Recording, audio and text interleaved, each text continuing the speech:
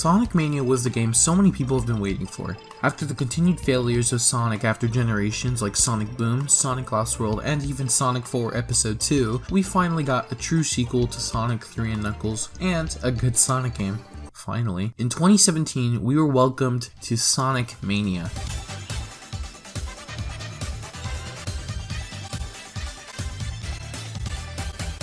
For those who have been under a rock, Sonic has lost his reputation for quite some time now. With failure after failure, we finally got something which I think helped the Sonic series and made it better. Today we will be answering the question, why was Sonic Mania so great?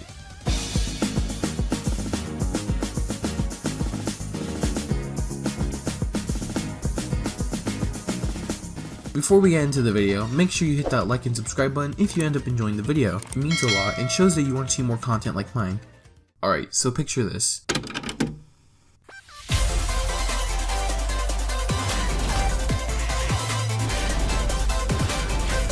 It's 2016 and the world was in a state of sadness. Not really. The last Sonic game was Sonic Boom Fire and Ice, which I will make a video about eventually, and the world had not seen a decent Sonic game for 5 years now. Sonic Generations is the last good Sonic game. However, this is when we were graced in 2017 with Sonic Mania and Forces, which I will also make a video about at some point. And that's the story. Thanks for watching.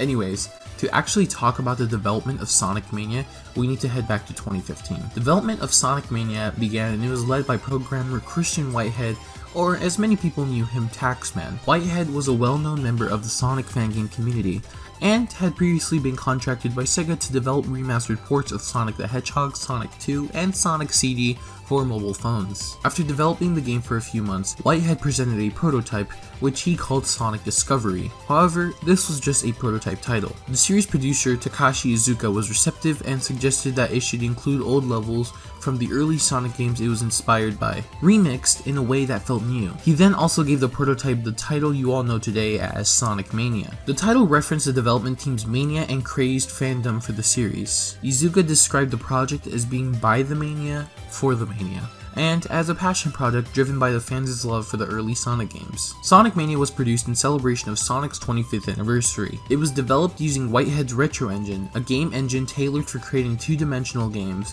which he also used for the remastered mobile ports of Sonic 1, 2, and CD. The team also included programmer Simon Tomley, or as many people knew him, Stealth. He was a part of the independent studio Headcanon, who assisted Whitehead with other projects on various Sonic fan games and ROM hacks. Iizuka and the rest of Sonic team provided guidance and made sure that the team did not go off the rails into something that didn't feel like Sonic. Iizuka described the visuals as a cross between the graphical capabilities of the Sega Genesis and the Sega Saturn, comprising of mostly pixel art with some polygonal graphics, mainly in the special stages.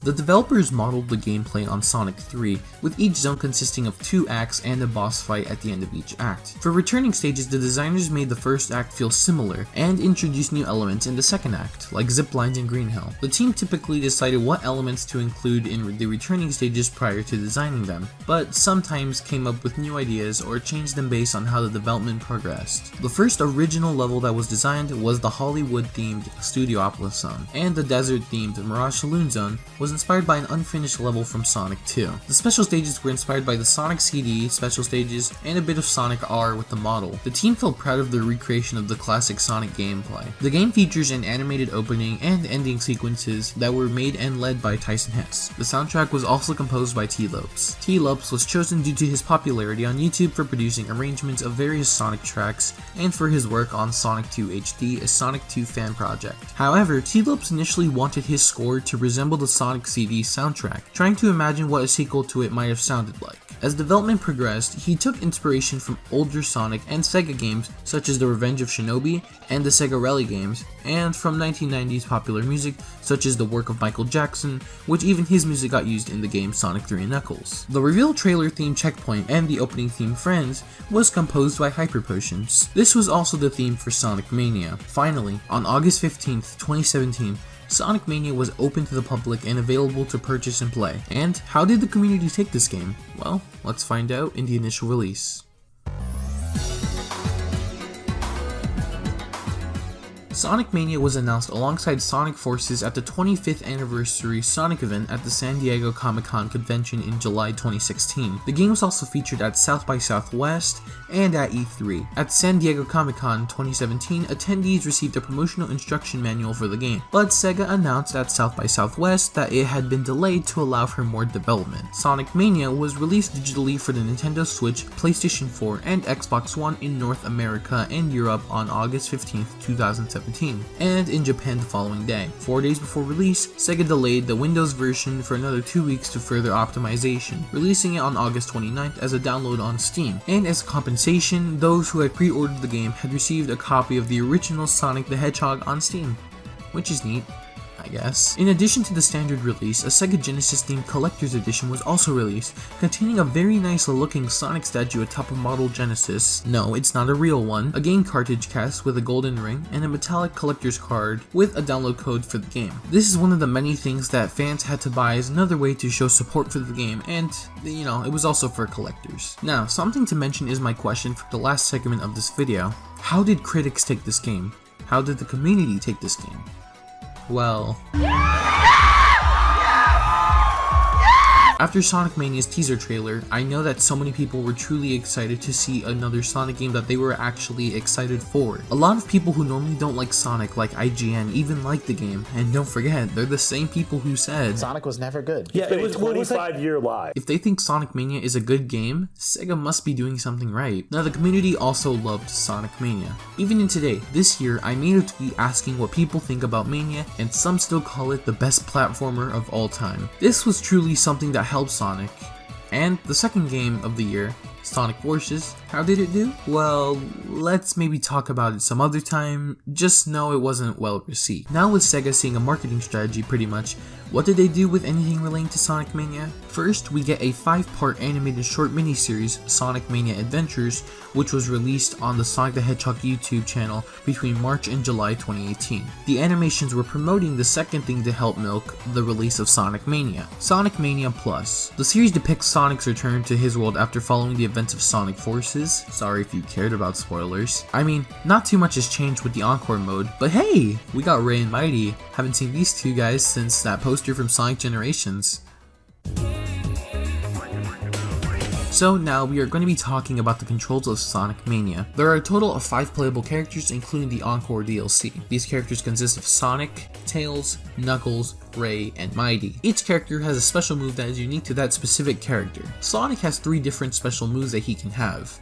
Drop Dash, where if you hold the jump button midair, assuming you don't have an elemental shield, you will get a boost of speed allowing Sonic to move faster. Next up is the Peel Out. This was Sonic's special move from Sonic CD. It is like the Spin Dash except you look up and press the jump button, thus allowing Sonic to go at very quick speeds in such a short succession. Next is the Insta Shield, Sonic's special move in Sonic 3 and Knuckles. While midair, you can press the jump button, allowing Sonic to be invincible for a frame. Lastly, I will be talking about the Spin Dash, which is a move that all characters can perform. All there is to it is holding down and the jump button. When in a Spin Dash, you get an instant speed from a standstill, and you don't have to worry about getting hurt since you will be in a ball form. Now, for Tails and Knuckles, we will be talking about them briefly since they don't have many differences from their previous game counterparts. Pressing the jump button multiple times as Tails will allow him to fly, but be aware that after a while, Tails will get tired and need to touch the ground again. Something else to mention is that when you play as Sonic and Tails, looking up and trying to press the jump button multiple times, Tails can carry Sonic and fly with him. Though, Tails can't swim with Sonic like he can on his own underwater. Knuckles himself is the next character. All he can do is glide when holding the jump button midair, and when Knuckles touches a wall when he's gliding, he can also climb the walls. The last 2 characters are Ray and Mighty, which are the DLC characters. Ray, when holding the jump button midair, can glide but more of a Super Mario World cape style, and Mighty has a ground pound, which in my opinion is really useless, but you get to find new paths during the Encore mode, so that's kinda cool. Next, one of the many things I can talk about is the switch mechanic that's in Encore mode, where basically there isn't a life system, but there's more of a character system. You have a total of 5 lives, and if one character dies, you move on to the next character. One cool thing about Encore mode is how you are able to switch between the characters, so you can switch between Sonic and Knuckles, thus making it Sonic follows Knuckles, and this can be for any duo of characters. Now the special stages is something I definitely need to discuss. The special stages for Sonic Mania combine several elements from the past Sonic games, the sphere concept from Sonic 3 and Knuckles, the open layout, abstract background design, and the UFOs from Sonic CD, the use of rings to increase time limit from the special stages in Knuckles Chaotix, and the collection of multicolored spheres to increase the playable character's speed like in Sonic Heroes. In Sonic Heroes though, the player must collect spheres to fill the power dash meter, while in Sonic Mania, the player must collect them to fill a gauge that raises its speed. Lastly, I want to talk about the 12 different zones in Sonic Mania. They consist of Green Hill, Chemical Plant, Studiopolis, Flying Battery, Press Garden, Stardust Speedway, Hydro City, Mirage Saloon, Oil Ocean, Lava Reef, Metallic Madness, and Titanic Monarch. Every zone has 2 acts with a boss at the end of Act 2. There are some exceptions however. Like in Titanic Monarch, you will have to fight the true final boss if you have all 7 of the Chaos Emeralds. This will take place on the stage Egg Reverie. The Egg Reverie zone is the 13th and true final zone of the Mania mode in Sonic Mania and Sonic Mania Plus. It is only accessible to Sonic the Hedgehog upon collecting all 7 Chaos Emeralds. Alternatively, you can use the level select to access this zone with Tails, Knuckles, Mighty, or Ray, and in the gameplay it will work the same. The Egg Reverie zone is essentially an empty arena with no gimmicks or objects. The Egg Reverie zone is essentially an empty arena with no gimmicks or objects. Within the zone, you can fly by pressing the jump button while in the middle of a spin jump. While airborne, the player can move freely in all 8 directions until the playable character touches the ground. Also, while the playable character is airborne, he is capable of performing dash attacks by pressing the jump button. Doing so will also consume 5 rings, which normally is a reason that nobody ever wants to use it. The usual time limit is meaningless in this zone, as the timer's minute and second values are consistently randomized, indicating that the fluctuating space-time in this zone. The player starts out with 50 rings instead of 0 to sustain the playable character's ring-consuming super state. The player must pick up rings that are floating aimlessly around the zone. Moving close to the rings will pull them to the character, similar to the lightning shield. Should the player's ring count hit 0, they will lose life. And that's about it for the gameplay.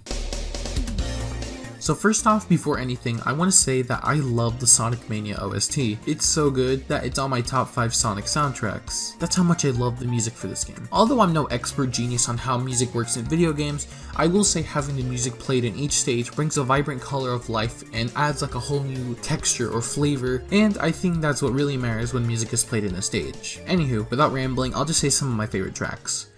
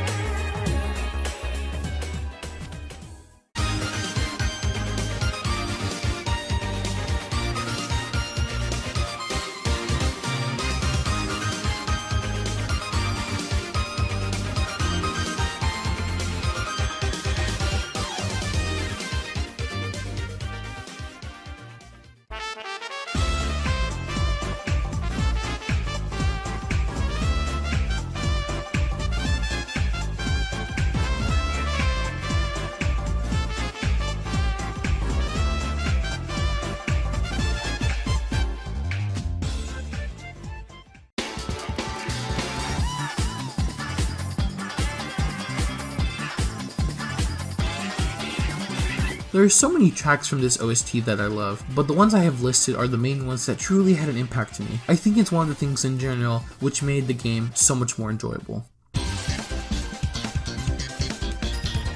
So I want to put out some final thoughts that I have about Sonic Mania before we end off the video. Let me start off with this. Just because Sonic Mania reuses old stages does not, and I repeat does not, make it a bad game. As a matter of fact, Sonic Generations can be a completely good proof of it. Nothing is original in that game content wise. You know all the stages and the bosses. But my point on this is not to bash on Sonic Generations because I love Sonic Generations. The point is they took old things we knew about and gave it to us in a new way, hence classic and Dreamcast era stages with modern Sonic. So we get to see Green Hill with the boost formula, or even modern stages like Crisis City and Planet Wisp with classic Sonic. Just because the game is using old stages again doesn't necessarily make it bad. And yes, while it would have been nice to have most of the stages be new, we should be happy we got such a great game like this one, because believe me, I wasn't expecting anything too good from Sonic Team after Generations. Lastly, something I want to mention is the replay value of this game. With this being a Sonic game, of course, it comes with crazy mod support. I just want to say that many mods can bring a refreshing and new experience for the game. And if you don't know what mods to play, trust me, a quick YouTube search of Sonic Mania mods and you got yourself a fresh new style to play in an already amazing game. Some of my favorite mods are the Modern Sonic mod, which includes a boost, the Metal Sonic mod, which looks really cool in general, and sometimes just for funnies, the Mario mod. So, you made it to the end of the video. Congrats! Hopefully I wasn't too much of a bore. I want to first apologize for not uploading for almost 2 weeks from when I'm recording this. This video took a lot of time and probably will take a little bit more for the editing process, and I have spent a lot of time researching and making sure I got all the facts. So thank you all for the constant support to the channel. If you enjoyed this video and actually like hearing some other dude on the internet ramble about a blue hedgehog who runs fast, consider hitting that subscribe and like button, as it means a lot to me.